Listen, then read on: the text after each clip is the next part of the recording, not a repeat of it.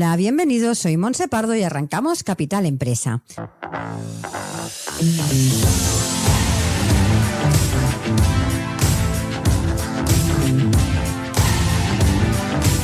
Cada día de lunes a viernes os estaremos acompañando para hablar como siempre de empresas, de emprendedores y de comercio.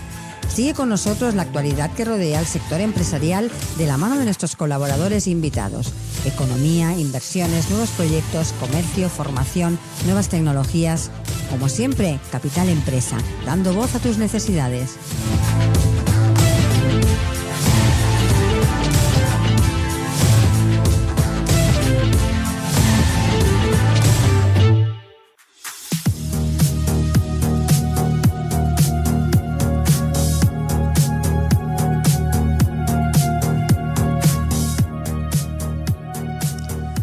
Hola a todos y bienvenidos a Capital Empresa. Como ya es habitual, iniciamos el programa de hoy dispuestos a aportarles la mejor información en relación a las pymes, el comercio, la tecnología, la innovación. Y hoy para empezar el programa hablaremos de certificaciones digitales con el CEO de Camerfirma.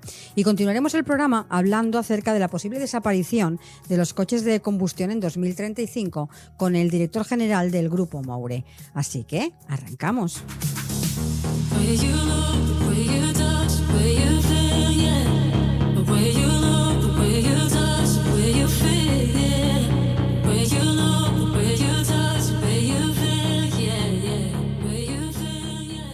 Estás escuchando Capital Empresa.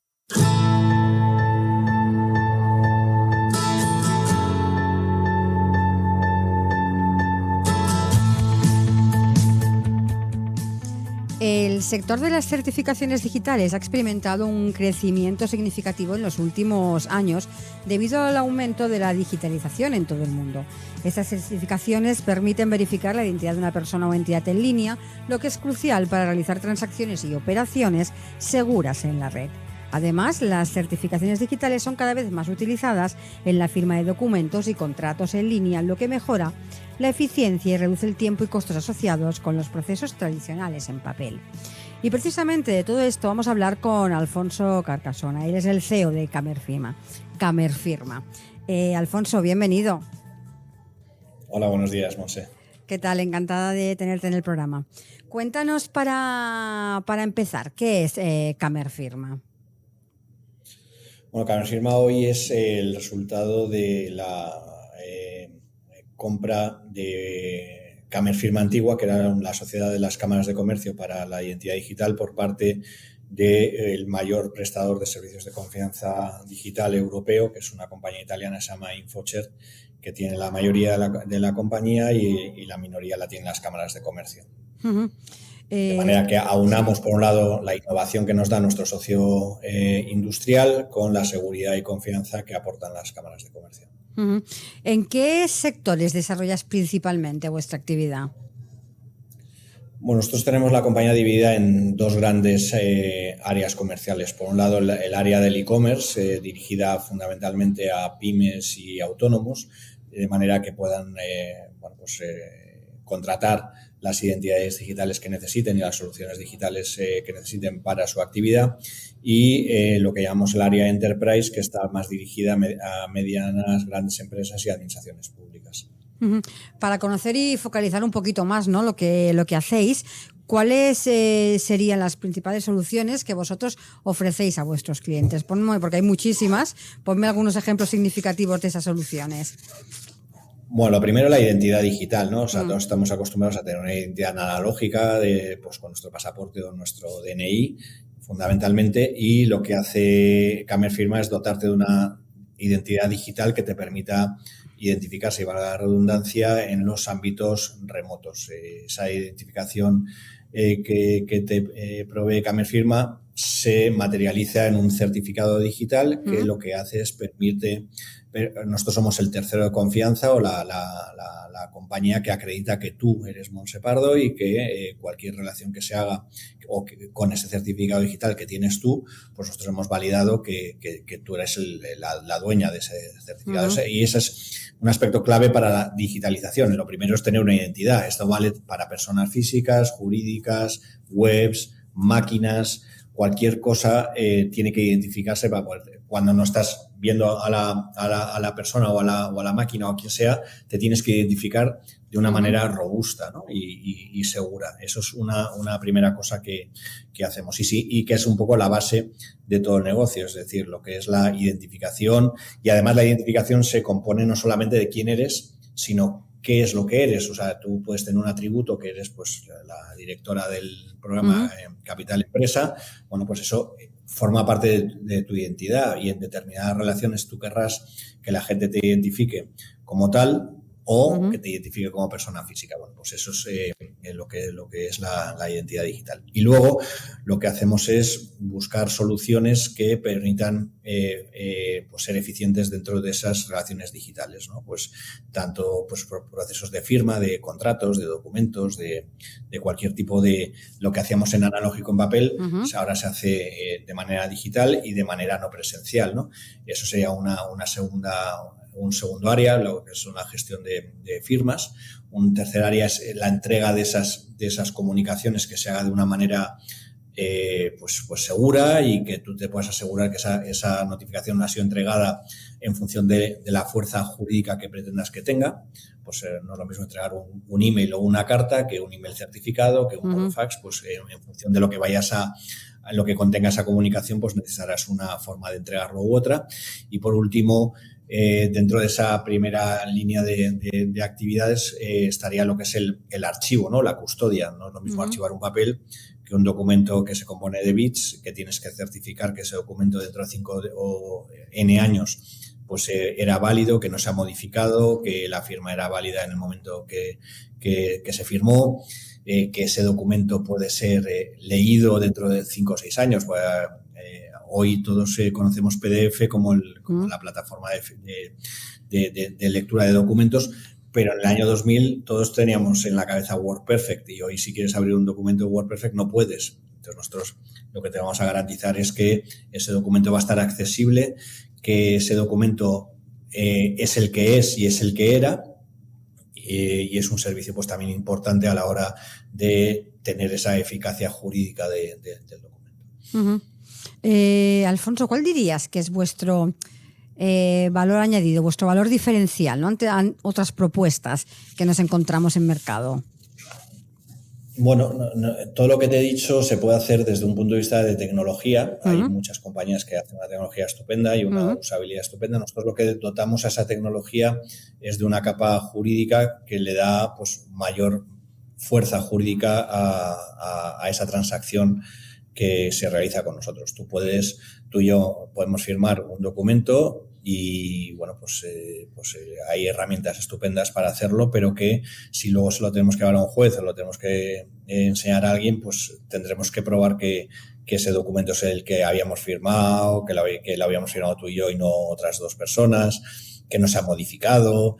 En fin, hay una serie. Nosotros lo que dotamos es de la capa jurídica que da mayor eficacia jurídica a los documentos o a las transacciones. ¿Cuánto, me lo has comentado antes, cuánto tiempo lleváis en mercado vosotros? Nosotros somos de los más antiguos del lugar, llevamos desde el año 2000 prestando estos servicios. Desde el año 2000 a hoy ha llovido muchísimo en cuanto a transformación digital se refiere. ¿Cómo ha evolucionado el mercado de las certificaciones digitales? No te digo en estos 23 años porque es muchísimo tiempo, pero en estos últimos años que parece que toda la transformación digital ha cogido este impulso. Bueno, hace 20 años o 23 años nadie utilizaba un certificado digital hasta que la agencia tributaria empezó a solicitar que presentásemos los impuestos de manera electrónica. Bueno, pues ese fue un gran avance, ¿no? El que se hacía de alguna manera obligatorio para determinadas transacciones, determinados actos administrativos, pues el tener un certificado digital. Eso ha hecho que en España se haya evolucionado mucho el certificado digital como método de validación ante las administraciones públicas. Si tú quieres saber tu día laboral, una sanción, una multa, una comunicación, te tienes que identificar. En el resto de Europa, esa característica se sustituye más por la firma. O sea, en el resto de Europa los certificados digitales sirven fundamentalmente para firmar documentos, no solamente para validarte ante una administración pública. Y sobre todo en los últimos años, nosotros hicimos la transacción con InfoShare en el año 18, pues ha evolucionado más de manera que el certificado digital, no te digo que sea una commodity, pero bueno, lo importante es encontrar cuál es el problema que tiene la empresa a la hora de digitalizar un proceso y solucionarlo con herramientas o con soluciones ad hoc para eso. Nosotros lo que tenemos es pues mucha experiencia práctica.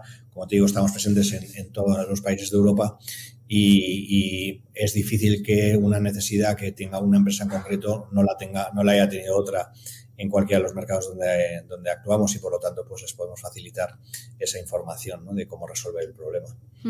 Cuando una empresa se plantea, ¿no?, esa transformación digital, ¿no?, empezando desde las certificaciones, las firmas, los documentos, todo lo que una transformación digital significa en una empresa, evidentemente se plantea como quizá como primera duda, ¿no?, la seguridad y la confiabilidad.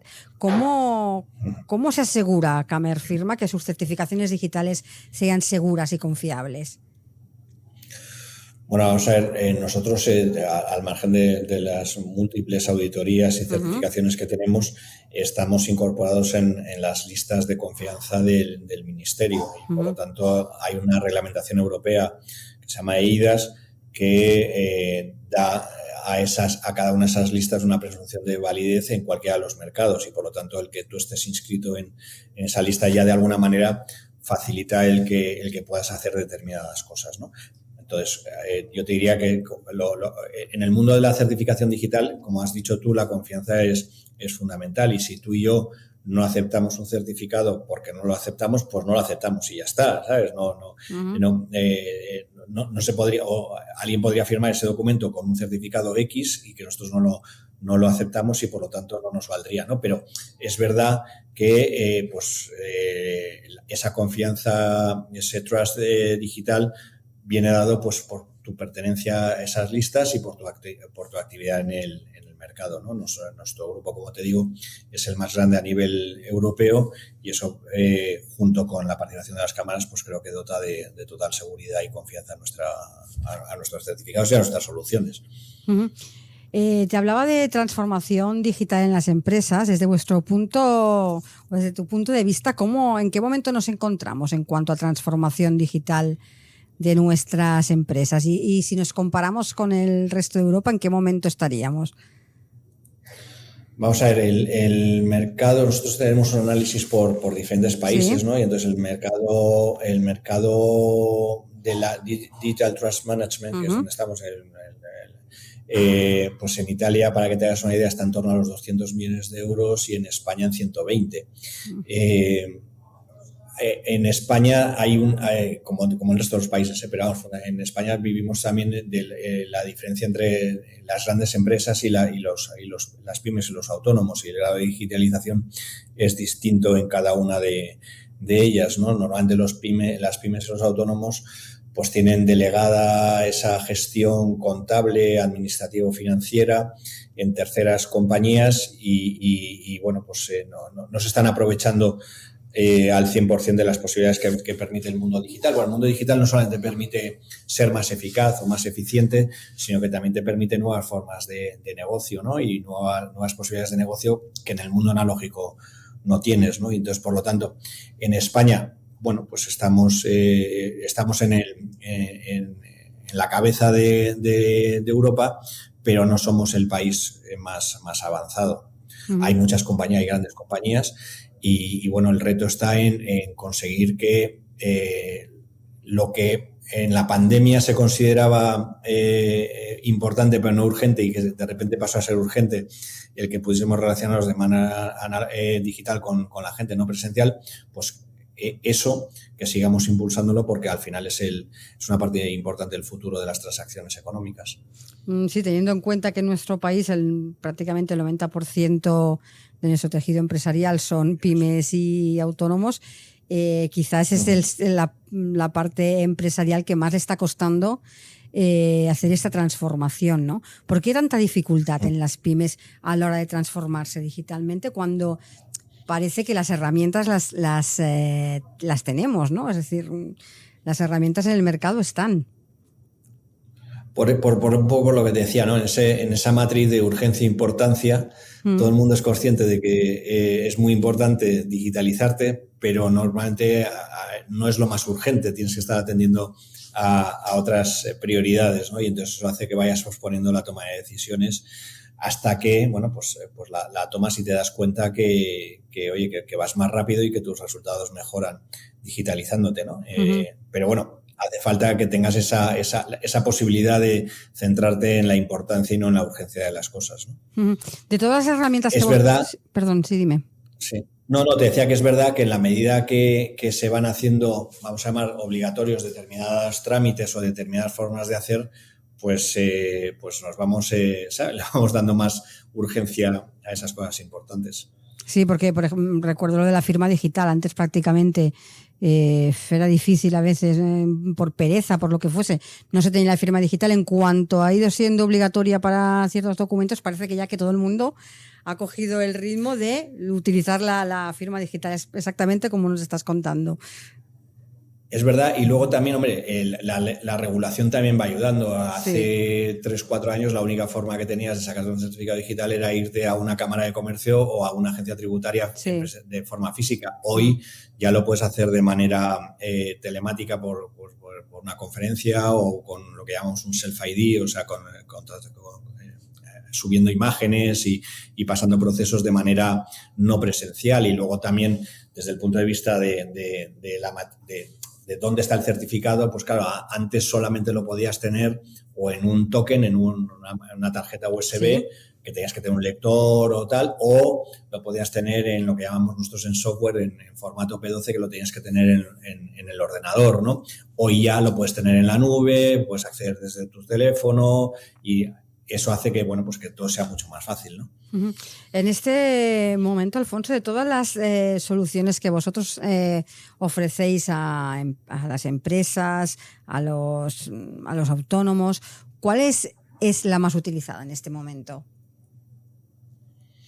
Vamos a ver, a nivel europeo nosotros todos los procesos de onboarding hemos hecho grandes por eso te decía que la digitalización no solamente te permite ser más eficaz, sino que te genera negocio. Nosotros hemos hecho procesos de onboarding de clientes con bancos o con compañías de crédito al consumo o con fintech que te permiten que te entren cientos de miles de clientes que de una manera analógica no podrías hacerlo. Te pongo el ejemplo de un ejemplo clásico que ponemos en la compañía, un cliente que se llama Flowey, que era un banco digital que no tenía ni una oficina y que en 6 meses fue capaz de tener 800.000 clientes. No por nuestro grupo, pero nuestro grupo lo que facilitó fue toda esa identificación de los clientes que en un mundo analógico nunca se hubiesen conseguido 800.000 clientes, a pesar de que tuvieses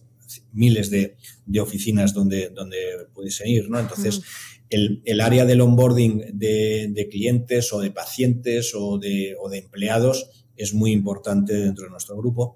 Un segundo área, como te decía, es el de las plataformas de flujos de firma, ¿vale? Esos documentos que antes pasaban en papel de un sitio a otro, pues ahora vuelan por internet y tienes que asegurarte que no se modifican, que se pueden firmar con diferentes niveles de firma y que al final llegan a la gente que llegan y se archivan donde se archivan. Y el tema de la custodia de documentos, nosotros en Italia tenemos billones de documentos archivados de manera segura y legal, porque en Italia es obligatorio, en España todavía no lo es, lo será con la nueva reglamentación europea que se pondrá en marcha a finales de este año, primeros del año que viene, y las empresas también tienen que estar preparadas para ello. Hay 2 áreas importantes también que estamos empezando a trabajar, que es por un tema de regulación, por el tema de la factura electrónica, que empezará a ser obligatoria también para pymes y autónomos en algún momento y hay que estar preparado para para ello. Nosotros estamos trabajando en soluciones que sean lo más usables posibles y que a la vez cumplan con todos los requisitos legales. Y como te decía antes, la comunicación electrónica, ¿no? Por muy poquitos céntimos puedes hacer que esa comunicación, que es un email normal, pues tenga validez jurídica, pues si lo haces con unos procedimientos y utilizar alguna de nuestras soluciones, ¿no? Uh-huh. Estamos viendo, ahora que lo nombrabas tú, cómo el sector, por ejemplo, el sector fintech, están saliendo numerosas aplicaciones, numerosas soluciones que están utilizando la firma digital de contratos, que lo tienen prácticamente ya en el ADN cuando salen estas aplicaciones. Pero ¿cómo está abordando para llamarlo de alguna manera, el sector tradicional, por ejemplo, bancario, ¿no? La incorporación de todas estas nuevas soluciones? Bueno, como te decía, en España hemos estado un poco retrasados en la implementación de la reglamentación europea y hasta hace año y medio, 2 años, no se permitía la identificación remota para emitir un certificado cualificado, que al final es el que te permite firmar con todas las garantías, ¿no? Uh-huh. Esto se corrigió hace año y medio y ahora están empezando a incorporarse ya en el Centro Criptográfico Nacional soluciones pues que permitan a la banca pues firmar todo tipo de créditos, contratos, no solamente el onboarding, sino el negocio tradicional de banca, poderlo dematerializar de verdad, de una manera pues segura y racional, ¿no? Esto veremos en los próximos meses cómo habrá muchas campañas de banca en las que pues intenten de alguna manera que el cliente final, esa pyme, ese autónomo, pues pueda firmar de manera remota y sin necesidad de desplazarse a una oficina bancaria o a un notario. Alfonso, ya para ir finalizando y centrándonos en Camerfirma, ¿cuáles serían en estos momentos vuestros próximos objetivos? Bueno, tenemos un objetivo desde el año 18 que es el que la gente o el mercado nos considere como una empresa de soluciones y no tanto como una empresa emisora de certificados, que es lo que hemos sido tradicionalmente y seguimos siendo, pero estamos junto con nuestros socios compitiendo más en el mundo de las soluciones que en el mundo de la emisión de certificados, con independencia de que no dejaremos de emitir certificados, pero queremos que el mercado nos reconozca también como ese proveedor de soluciones innovadoras. Nosotros estamos estudiando la reglamentación europea que va a venir, se va a cambiar completamente el negocio de la certificación a través de los billeteros digitales, que no sé si habéis oído hablar de ellos, donde el teléfono va a ser nuestra cartera digital y ahí vamos a llevar todo tipo de identidades, todo tipo de atributos, ¿no? Y nosotros llevamos trabajando años en ello y queremos facilitarle a las empresas ese conocimiento, ¿no? de esas nuevas realidades, el mundo del blockchain, que bueno, pues no es un fin sino un medio, no sabemos si era la tecnología que termine funcionando, pero es un reto también el que las empresas empiecen a hacer las cosas de manera distinta y adaptándose a la nueva ley. Como te digo, EIDAS 2, que es el reglamento europeo, está previsto que se apruebe a finales de este año con unas carencias, unos tiempos de implementación entre 6 y 18 meses y, por lo tanto, finales del 23, principios del 24, empezaremos a ver una revolución importante en lo que es la identificación y la firma de documentos. Y, Alfonso, ahora sí, para finalizar, para aquellas personas que nos están escuchando, que quieran más información, directamente contactar con vosotros, conocer más en profundidad todas las soluciones que les podéis ofrecer, déjanos una página donde se encuentren rápidamente. Pues muy fácil, camerfirma.com. Estamos a punto de lanzar nuestra nueva web de comercio electrónico, que se demorará un par de semanas todavía, pero tenemos la página actual que está funcionando fenomenal y es bastante explicativa, pero como te digo, en el plazo de 2 semanas pues haremos un lanzamiento importante de nuestra página de e-commerce. Pues Alfonso, muchísimas gracias por haber participado en nuestro programa para hablarnos un poco más acerca del mundo de la certificación y las soluciones y la transformación digital, y te agradecemos que hayas entrado en nuestro programa. Gracias. Muchísimas gracias, Monse. Un saludo. Adiós. Adiós. Estás escuchando Capital Empresa, Un programa dirigido al comercio, la pequeña y mediana empresa y a los emprendedores. Capital Empresa, donde damos voz a tus necesidades.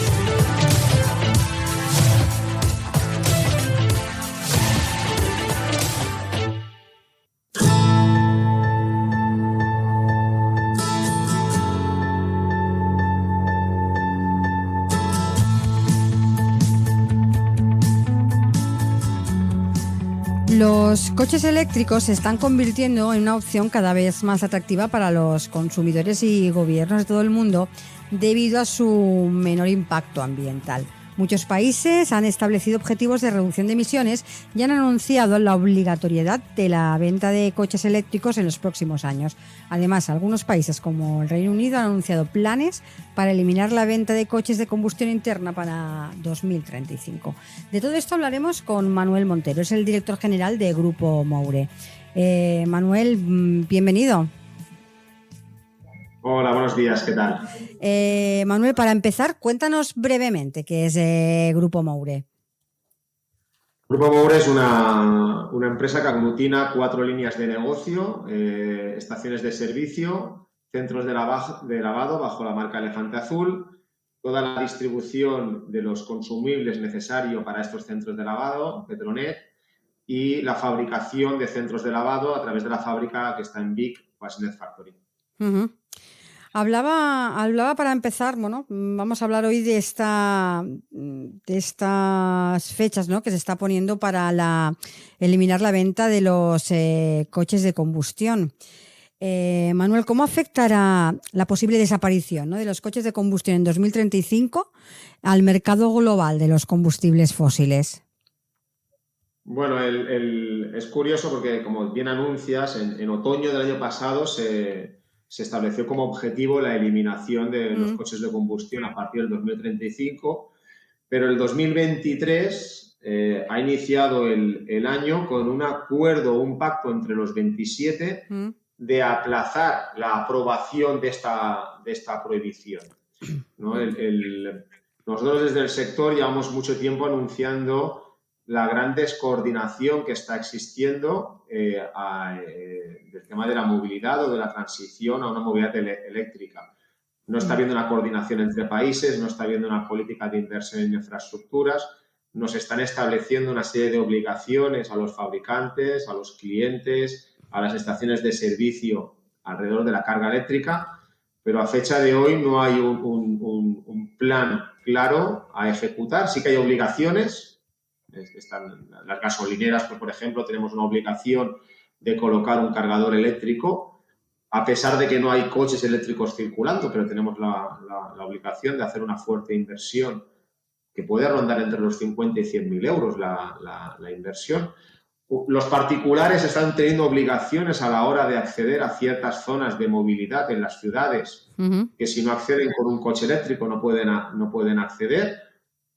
Coches que son más caros a fecha de hoy de poder comprar, con las barreras que ya todos conocemos de dónde cargar estos coches, la autonomía que tienen estos coches, el precio de estos coches. Al final la gente utilizamos el coche el 80% de las veces para ir a trabajar. Es decir, nos están imponiendo una serie de limitaciones para hacer algo tan básico como es ir a trabajar. Siguen habiendo muchas dudas. Y estas prohibiciones de la venta de coches de combustión, a fecha de hoy se han puesto de acuerdo los 27 para aplazarla, su aprobación, porque yo creo que ni ellos saben cómo hacerlo.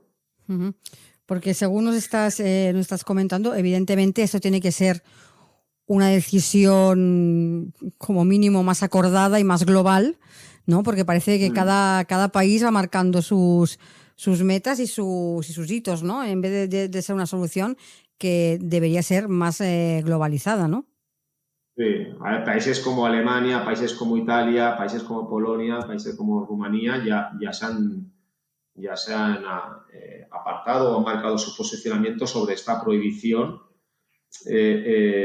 porque yo creo que deberían de trabajar, desde mi punto de vista, tendrían que trabajar más en armonizar una solución mixta en la cual se pudiese hablar, pues, de ecocombustibles, se pudiese hablar de coches de hidrógeno, que se pudiese hablar de coches eléctricos, de coches híbridos, es decir, Yo creo que tendríamos que trabajar en crear un ecosistema híbrido en el cual pues habrá zonas donde podrán trabajar un tipo de movilidad y zonas donde será pues imposible llevarla, pero por algo tan básico, porque a fecha de hoy la necesidad de consumo de energía fósil, no hay ninguna energía que sea capaz de sustituir a fecha de hoy.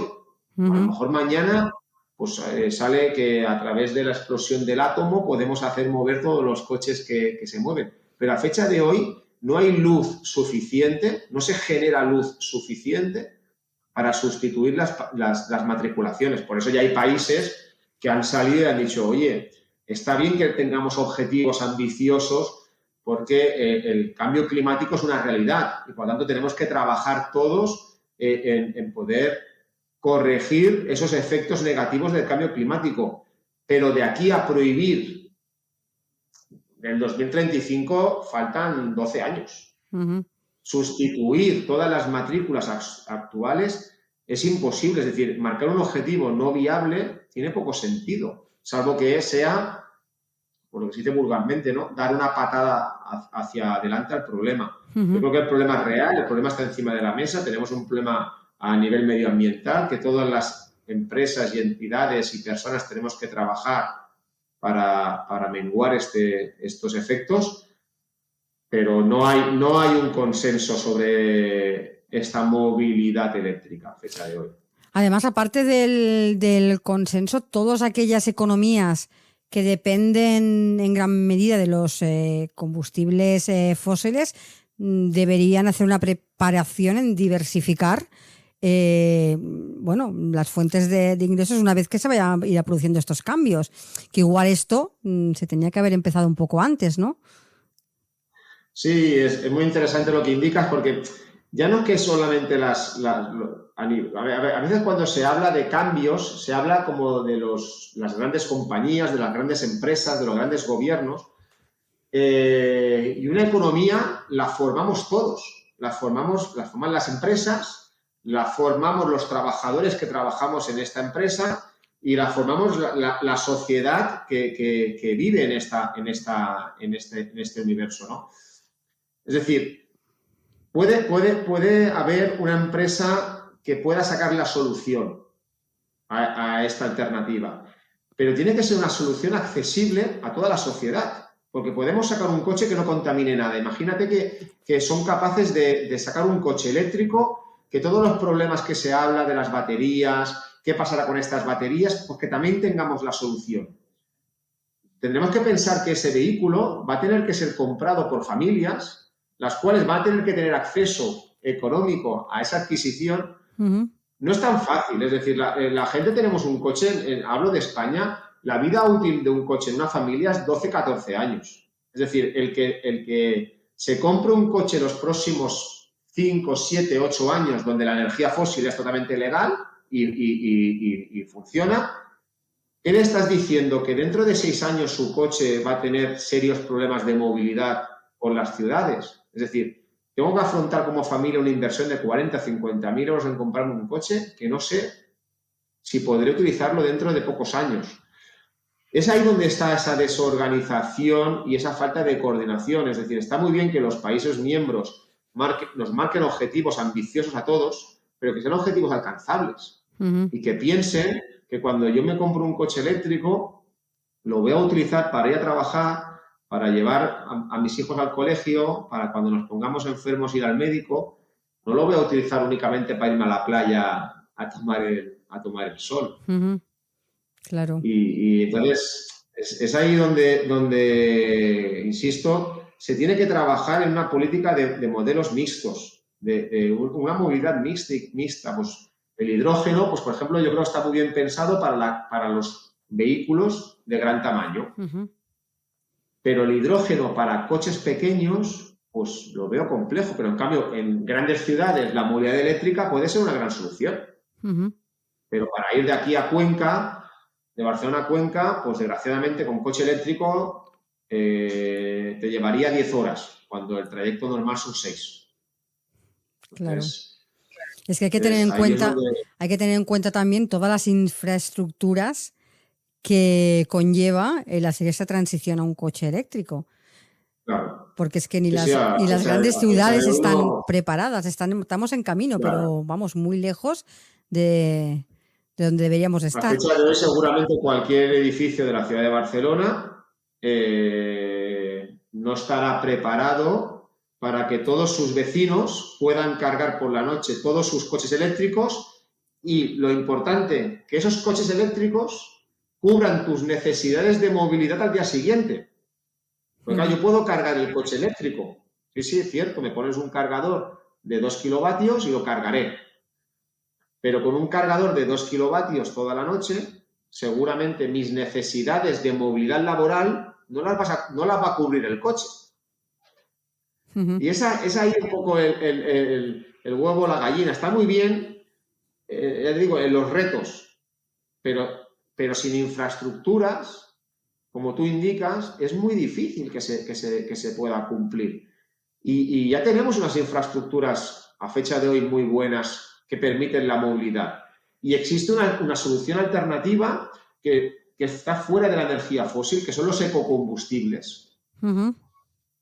Podríamos trabajar mucho más, podrían investigar mucho más en hacerlos sostenibles estos ecocombustibles. Aparte, estos ecocombustibles podrían estar muy relacionados con la economía circular. Los coches valdrían, las gasolineras valdrían, los camiones valdrían. Pero se sigue trabajando en prohibiciones de ventas de coches de combustión en el 2035 y, en cambio, notas a faltar pues, publicaciones interesantes por parte de las políticas gubernamentales en donde piensen en cubrir las necesidades de las familias. Al final son las que hacemos posible el día a día, ¿no? Claro, en este momento igual tendríamos que estar hablando de un modelo de transición hacia el coche eléctrico y no directamente pasar al coche eléctrico, ¿no? Bueno, hacer un plan. Es decir, por ejemplo, pues ponen como ejemplo muchas veces los Países Bajos. Sí. Si has tenido la oportunidad de estar allí, pues tú, por ejemplo, ya no solamente en el coche eléctrico, es una región que está bajo el nivel del mar. Y todos los diques que han hecho no los han hecho el último año. Llevan 40 años trabajando en que esa zona no quede inundada. ¿Vale? Entonces, claro, cuando la pones como ejemplos de inversión a nivel de infraestructura a los Países Bajos, dices, bueno, es que alguien se sentó en una mesa hace muchos años y trabajó en un proyecto a muchísimos años vista de evitar seguramente una serie de inundaciones y de desaparición de muchas zonas de los Países Bajos. Con la movilidad pasa exactamente lo mismo, es decir, ¿qué tenemos hoy? ¿Qué tenemos que tener mañana? ¿Qué necesidades tenemos hoy? ¿Y qué necesidades tenemos que tener mañana? Y con todo eso hacer un plan de actuación y un plan de inversión de infraestructuras, pero a nivel global. Es decir, no vale que se pongan de acuerdo España y Francia, porque hoy en día la globalización, si nos ha permitido hacer algo, es levantarte en Barcelona y tener una reunión por la tarde en Nueva York. ¿Vale? Y eso lo ha permitido la globalización. Esto hace 20 años o 25 años era ¿cómo que tengo que ir a Nueva York a hacer unas reuniones? Puedes hacerla hoy en día. Entonces, claro, lo que no puede ser es que algo que nos ha permitido la globalización, de golpe lo queramos recortar porque no tenemos infraestructuras suficientes para movernos. Es un sinsentido. Cuando hablamos de la transición a los coches eléctricos, pensamos que quizás esto podría acelerar la transición a fuentes de energía renovable, ¿no? Pero ¿en qué punto nos encontramos ahora hacia esa transición de las energías renovables? Nosotros,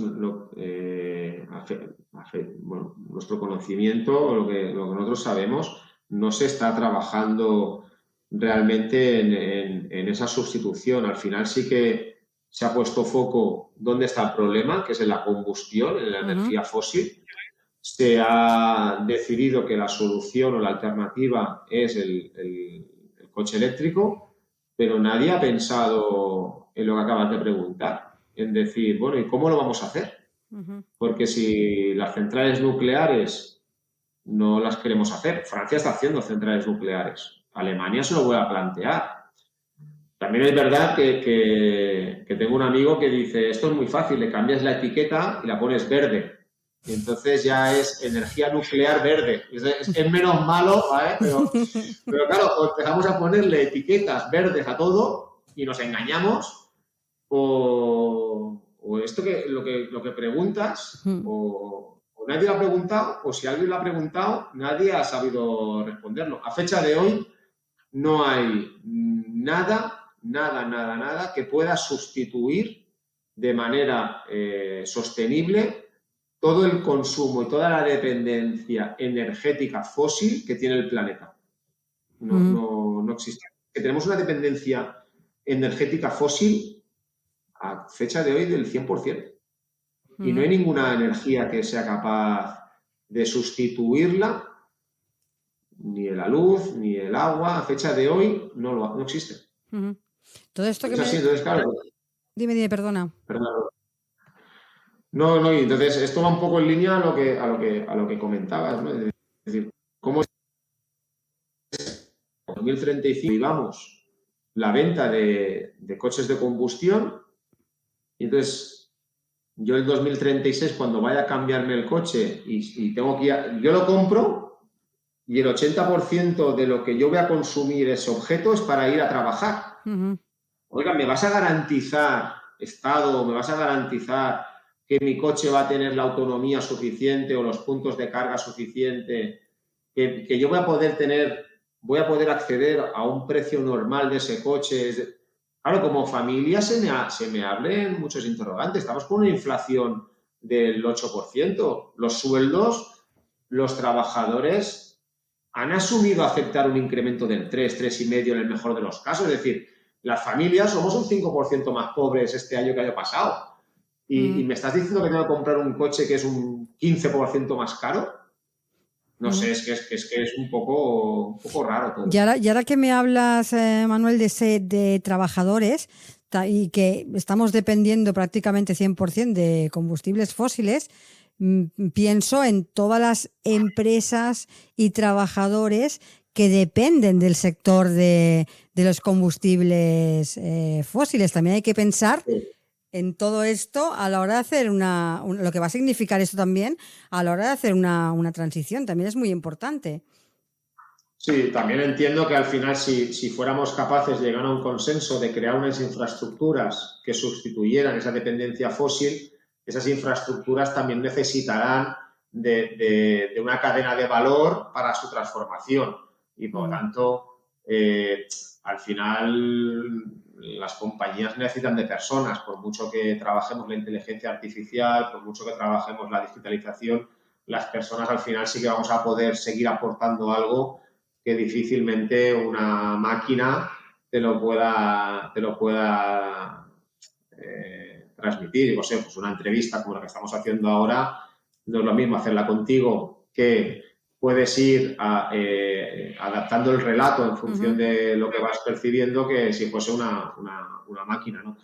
Yo creo que ahí, al final, las compañías, de hecho, Repsol y Cepsa están trabajando mucho en energías alternativas y están trabajando mucho en el ecocombustible. Eso, al final, requiere de unos procesos pues, que no se llamarán refinado del crudo, pero sí que requieren de unos procesos de transformación de esos elementos o de esas materias primas para convertirlas en energía.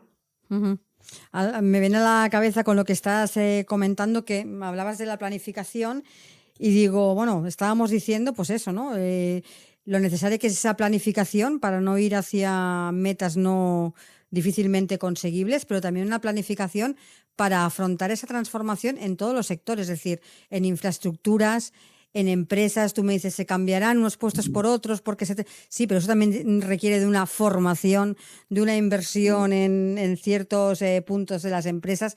Es decir, que hay que plantear muchísimas cosas para que esta transformación sea lo menos dolosa posible, que es lo que queremos todos. Pues totalmente de acuerdo. Te pongo como ejemplo este año 2023, la compañía para la cual trabajo y represento, vamos a tener que hacer unas inversiones en cargadores eléctricos, porque la normativa nos obliga a poner esos cargadores eléctricos, que que puede rondar en cada ubicación, ya te digo, entre 50 y 100.000 euros, vamos a destinar un dinero en el cual, cuando se plantean en el comité de inversión estas inversiones, en una compañía funciona plan de inversión, plan de retorno de la inversión. Claro. Va a ser la primera vez que hay la ejecución de unas inversiones sin plan de retorno. Claro.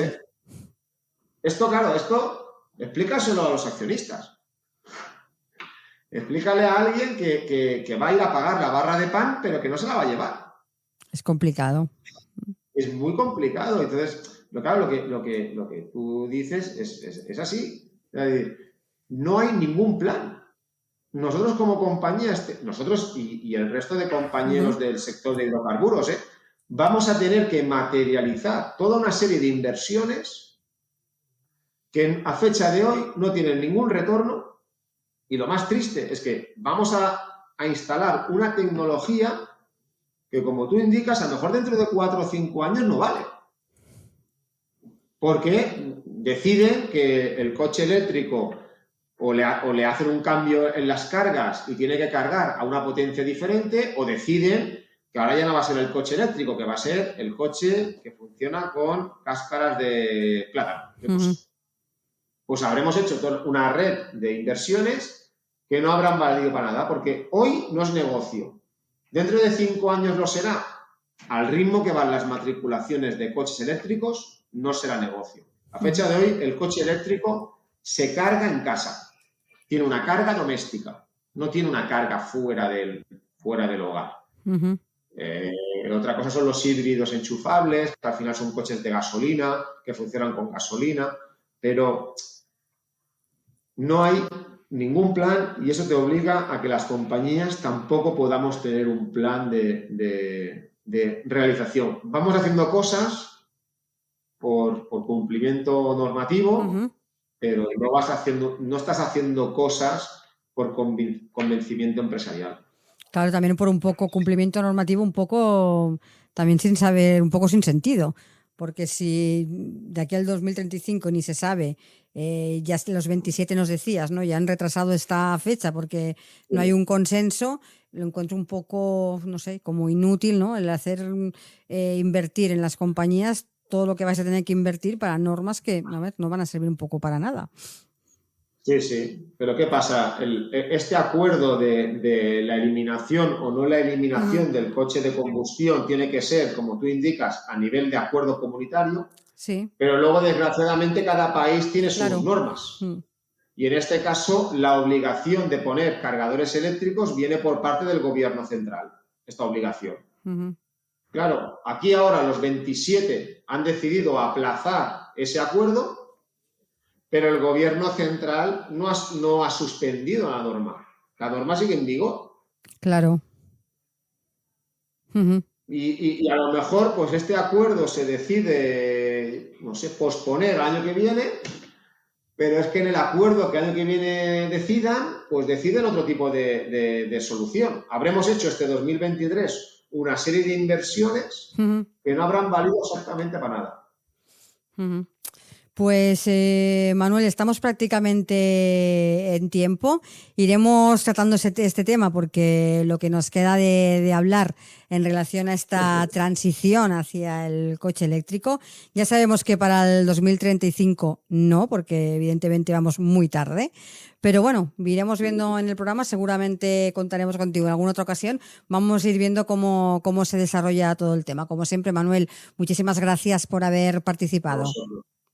Muchísimas gracias a vosotros. Un saludo. Adiós. Adiós.